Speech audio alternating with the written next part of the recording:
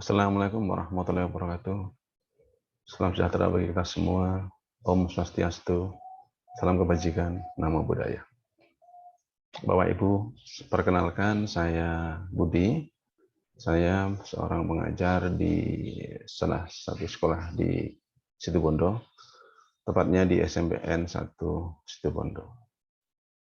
Saya mengikuti seri belajar guru di seri Semangat Guru tentang apa itu teknologi dan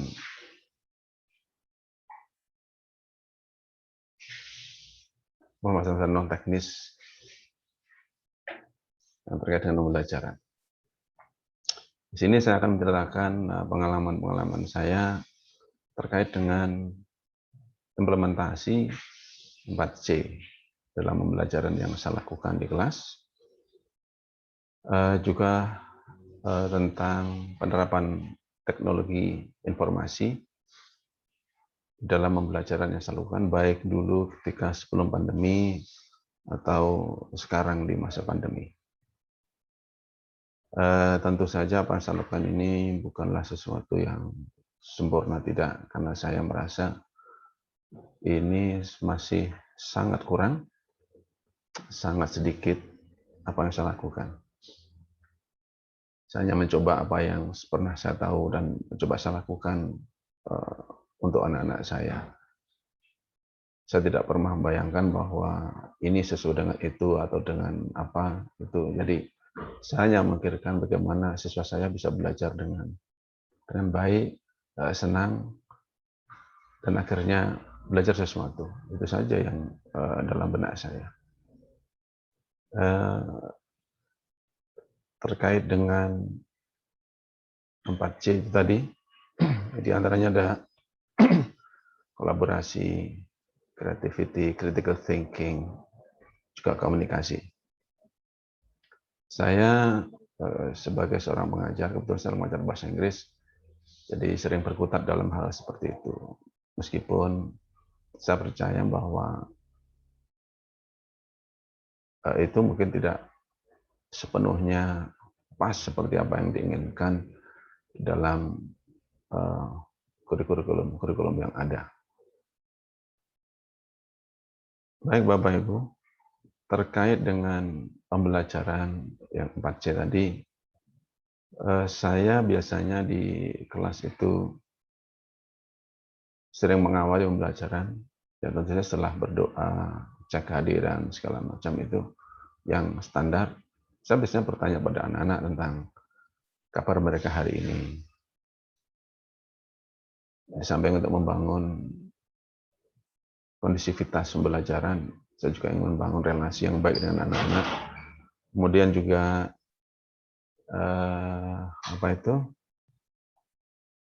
juga biar anak merasa nyaman kita belajar dengan saya. Jadi saya tidak ingin menjadi sesuatu yang menakutkan bagi mereka. Sehingga itu sering saya lakukan. Nah, sekarang agak jarang karena tidak bisa langsung karena ada pandemik. Jadi saya terus terang jarang melakukan virtual meeting dengan anak-anak. Kendalanya bukan di saya sebetulnya, tapi lebih pada gawai atau gadget yang anak-anak punya, beserta kuota internetnya. Kemudian, namun saya punya sesuatu juga yang sekarang bisa saya pakai untuk menanya kepada anak-anak itu. Saya di classroom itu menggunakan fasilitas questions dalam salah satu tugasnya. Sehingga saya memberi pertanyaan kepada mereka, mereka tanya kabar hari ini, lalu mereka jawab atau memilih jawaban. Ya, kadang saya menanyakan hal-hal yang terkait dengan pembelajaran langsung. Misalkan, apa yang mereka ketahui tentang sebuah ungkapan, atau misalkan karena kemarin itu belajar tentang ucapan selamat, saya tanya mereka begini, when do you usually congratulate someone? Kapan kalian biasanya memberi selamat pada seseorang?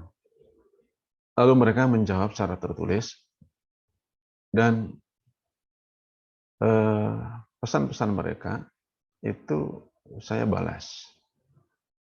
Saya balas, lalu timbullah interaksi meskipun tidak banyak ya. Ya itulah penggunaan dari salah satu yang saya gunakan. Kemudian tentang mengkomunikasikan sesuatu atau secara mudahnya adalah menunjukkan bagaimana kemampuan mereka dalam menggunakan bahasa Inggris. Ini saya artikan agak sempit ya, karena komunikasi yang di kurikulum tentunya bukan itu yang dimau. Oke, jadi saya membuat mereka berani menceritakan sesuatu dengan menggunakan media elektronik yang mereka punya. Saya menggunakan video recording atau voice recording dari HP-HP mereka yang siswa yang punya, atau apapun yang mudah bagi mereka. Jadi saya bertanya dulu kepada mereka, kalau mereka sanggup membuat video silakan, kalau tidak sanggup buat video, maka mereka bisa pakai perekam suara saja. Nah, tentu saja tidak sempurna hal seperti itu. Yang dituju adalah agar mereka bisa belajar dan paling tidak bisa merefleksikan sampai seberapa mereka sudah belajar. Itu saja sih. Kemudian tentang kolaborasi. Ini saya mau menceritakan ini tentang pengalaman saya yang sekarang ini sedang berlangsung di anak-anak, yaitu tentang bagaimana bekerja sama menggunakan sebuah wahana. Di sini saya menggunakan Google Classroom. Di situ saya membuat tugasnya begini, grup project ini, otomatis tugas kelompok ya. Saya minta mereka kerja dalam kelompok, sudah saya bagi secara acak, ya, dan mereka tidak protes ya, karena sudah saya pergi secara elektronik juga. Kemudian saya beri rincian tugasnya di dalam sebuah Google dokumen. Lalu pada akhirnya mereka akan membuat sebuah slide seperti ini. Slide ini akan mereka copy atau salin, lalu mereka akan bagi ke sesama teman kelompoknya. Dengan kelompoknya mereka akan bekerja sama, membangun isi dari slide ini bersama-sama. Mereka saling berkontribusi untuk melengkapi ini, tugas ini. Jadi ini nanti akan nulis, ada nama kelompoknya, lalu ada apa yang harus dilakukan di sini. Di sini menuliskan di sini. What we must and must not do when bla bla bla. Ini kenapa dititik? Karena ini ada topik yang berbeda-beda di tiap kelompok. Lalu mereka akan kerjakan. Oke.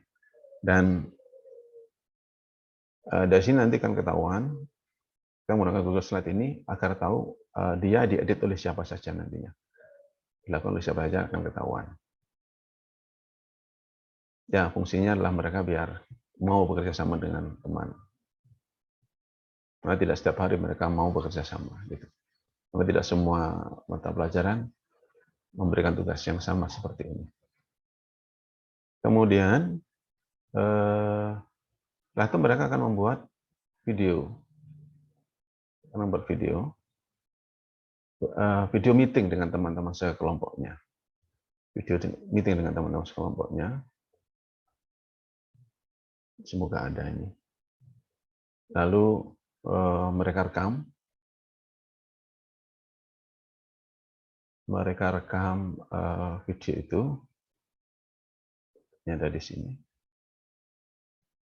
Lalu mereka share, kirim tugas itu ke saya.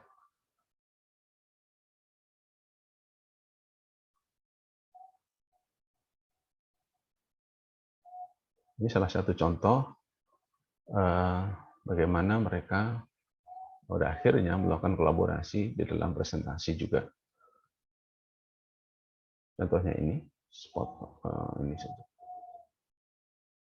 Mungkin bisa dilihat nantinya.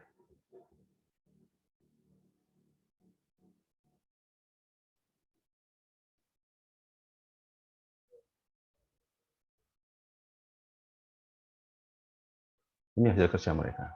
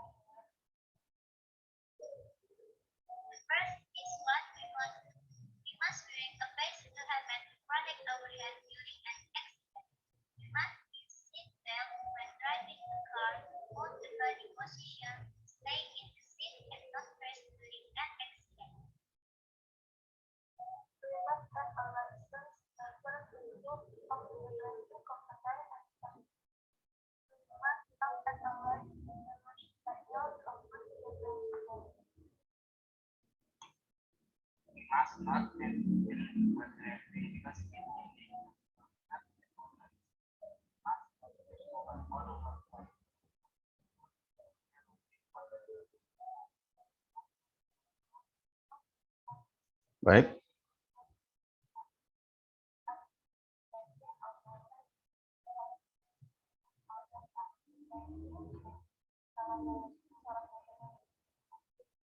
Nah, itulah salah satu hasil dari kolaborasi para siswa. Tidak sempurna, tapi mereka dalam proses belajar. Dan tentunya diharapkan akan jadi semakin baik. Gitu.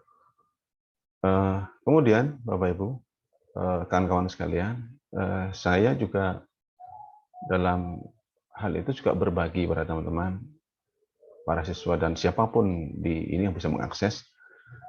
Saya biasanya menaruh itu di dalam sebuah website pribadi saya. Saya menggunakan Google Site, fasilitas dari Google, untuk men-share atau berbagi apa yang saya lakukan selama ini di dalam mengajar, pengalaman-pengalaman saya. Misalkan ini adalah pengalaman saya dalam menggunakan Book Creator, saya taruh di sini. Lalu ini adalah materi yang menggunakan Google Slide. Lalu di sini ada Google Doc, dan seterusnya.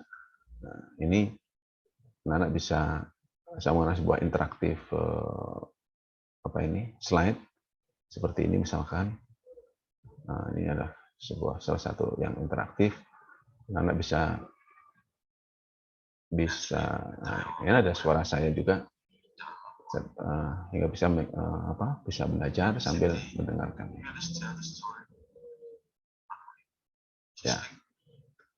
Kemudian juga perangkat saya juga ada di sini, perangkat, jurnal, kemudian banyak sekali yang saya bagi-bagi di sini. Jadi saya ingin juga kawan-kawan saya mengkritisi apa yang saya punya, lalu juga saling berbagi seperti saya, sehingga kita saling maju bersama.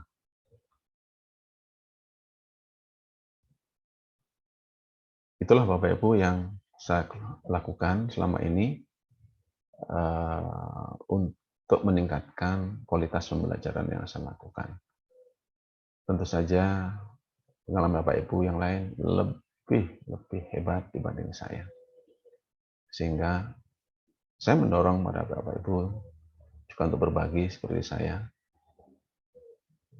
Tidak cuma lewat Facebook atau Instagram mungkin. Karena tidak semua orang berbagi di sana. Mungkin bisa lewat blog, lewat website, atau media yang lain yang bisa kami akses secara mudah. Dan saya mendorong teman-teman juga untuk ikut